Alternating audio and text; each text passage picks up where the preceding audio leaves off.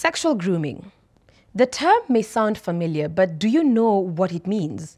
It is the lead-up stage of child sexual abuse that offenders use to gain the trust and compliance of the child and those around them, to establish secrecy and silence to avoid disclosure.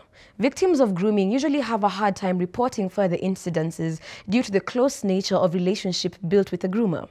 The issue of sexual grooming has come to the fore after a bombshell 4-year investigation by journalist Christine Mungai uncovered allegations of grooming of teenage girls by a male teacher at a top all-Kenyan girls' school. The article contained testimonies of over 24 old girls giving their recollection of the troubling story. The case is yet to be formally settled in court, but it brings many to wonder. How can I stop this from happening to my child, sibling, or friend? This is not a new phenomenon, unfortunately.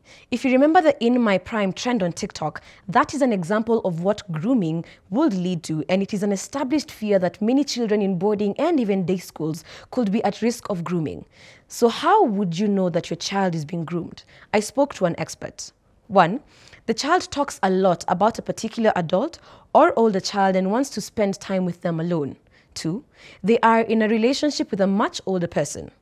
They are also skipping school or extracurricular activities. They spend less time with their friends or change their social circles suddenly.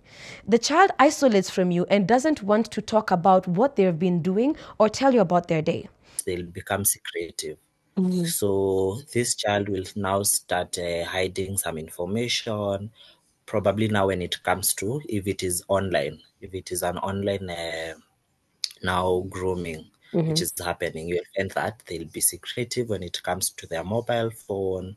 They also are inclined to spend more time alone in their room and have unexplained gifts and never want to tell you where they got them. So you can find that they have probably 5,000 shillings. They have gifts that probably are very expensive.